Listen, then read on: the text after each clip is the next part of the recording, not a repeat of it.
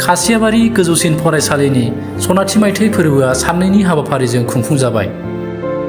इं 1974 मायथाइयाव गसाइगाव महकुमानि सिङाव थानाय खासियाबारियाव ओनसोलनि माखासे सानसुमैफोरनि नाजानायाव गायसनजानाय खासियाबारि गोजौसिन फरायसालिया बे बोसोराव 50 बोसोर जाफैबाय। बे 50 बोसोर जानायखौ नोजोर लाखिनानैनो मैयानिफ्राय जागायनानै दिनैसिम साननैनि हाबाफारिजों सनाथि मायथाइ फोरबोआ खुंफुंजायो।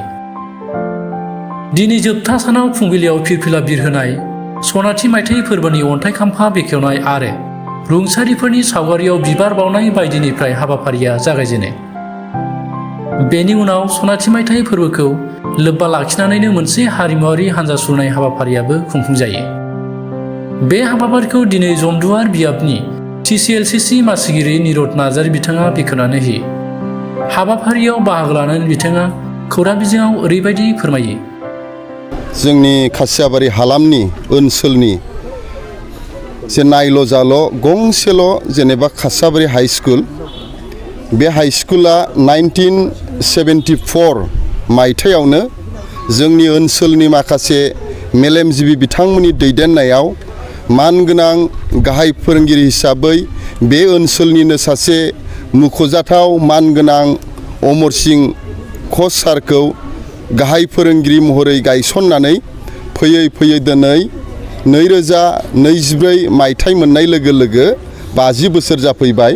दा बे 50 बोसोर जानायखाय गल्डेन जुबली हिसाबै बे खासियाबारि हाइ स्कुलनि दायो जाय सारा गाहाय फोरोंगिरि महरै दङ, सुसिल हाज'वारी सार, बिथांनि दैदेननायाव आरो स्कुलनि SMDCनि दैदेननायाव आरो मानगोनां बे ओनसोलनि बुद्धिजिबिफोरनि आरो फोरोंगिरि स्टाफनि दैदेननायाव साननैनि हाबाफारिखौ लानानै बे गल्डेन जुबलीखौ फालिनाय जादों।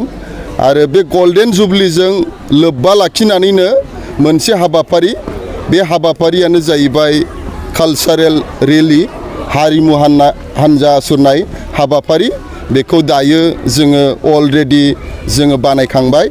दा बेनि गेजेरजों आङो बेखौनो जोंनि नैबे खासियाबारि ओनसोलनि हालामनि रायजो राजा आरो फरायसुला फरायसुलि बिथांमोननिसिम जोङो गुरैयै जोङो खावलायहरदों आरो मोनसे मिजिंथि जोङो फोरमायहरदों।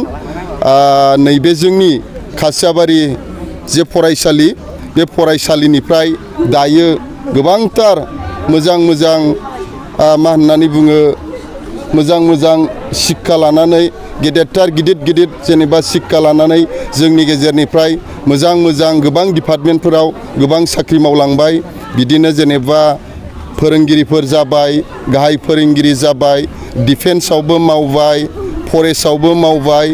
आरो मोनसे बाथ्राखौ जोङो दिनै गोसोखांबावनो लुबैदों, जोंनि नैबे खासियाबारि हाइ स्कुलनिफ्रायनो मानिजाथाव सासे फरायसा होननानै बुंनांगोन बै समनि आरो दायो दैदेनगिरि मानगोनां जिरन बसुमतारिया बे स्कुलनिफ्रायनो MLA जाबाय। आरो बे रेलिनि गेजेरजों जोङो बेखौनो कामना खालामबावदों, जाहाथे फैबाय थानाय समफोराव, फैबाय थानाय जेनेरेसनाव जाहाथे मोजां मोजां फरायसाफोरा बे फरायसालिनिफ्राय उजिबावो, सोमजिबावो, जोङो बेखौ मिजिंथिदों।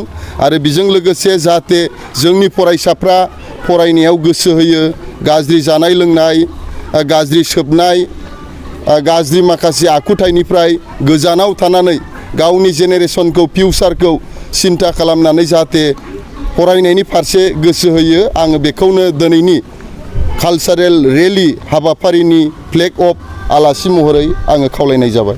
बे समाव नोंथांमोननि मिडियाखौ आङो धन्यबाद जासिग्रोबाय आरो नोंथांमोननि मिडियानि थ्रुयै फंनैसो बुंनो सम आरो खाबु मोननायखाय धन्यबाद जासिबावबाय।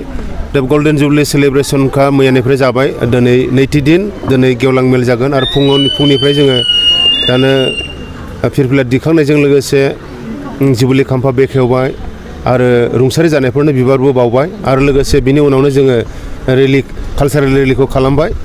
बे जाहैबाय 50 बोसोर जानायखौ जों जावथि जुगिया लाखिनो थाखाय गोसोखांनो गोसोखांथाव मोनसे सान हिसाबै फालिनो थाखाय बे हाबाफारिखौ जों लादों जोबोद गोजोननाय मोन्दों बयबो रायजो राजाफोरजों लोगोसे बे ओनसोलनि गेदेमाफ्रा बे गल्डेन जुबलि फोरबोखौ खुंनायाव हेफाजाब होबाय मदद खालामबाय रां रुफाजों मोदोमै मोखाङै बयबो हेफाजाब होदों आरो गासै फरायसुला फरायसुलिफोरजों लोगोसे फोरोंगिरिफोर आरो फोरोंगिरिफोरजों लोगोसे गथ'फोरनि बिमा बिफाफोर गारजेनफोर बयबो हेफाजाब होबाय बिथांमोन बयनिसिमबो आङो गाहाय फोरोंगिरि जानानै बयनोबो अननाय सिबिनाय आरो गाहाम हामलायथिखौ बे समाव बावहरबाय दानो नैथि हाबाफारियाव दङ जोंहा एलुमनि मिट एलुमनि पेरेन्टस टिचार्स स्टुडेन्टस गासैबो मोनसे मिट दं बेखौ जों गुसुङै दा सम हास्लाबैखाय जों गुसुङै फोजोबसिगोन आरो बिनि उनावनो 12थानि उनाव जोंहा गेवलां मेल दं बे गेवलां मेलावहाय जोंनि बिटिआरनि चिफ प्रमद बर' बिथाङा लोगो लाफैगोन आरो बिथांजों लोगोसे इएमफोर दङ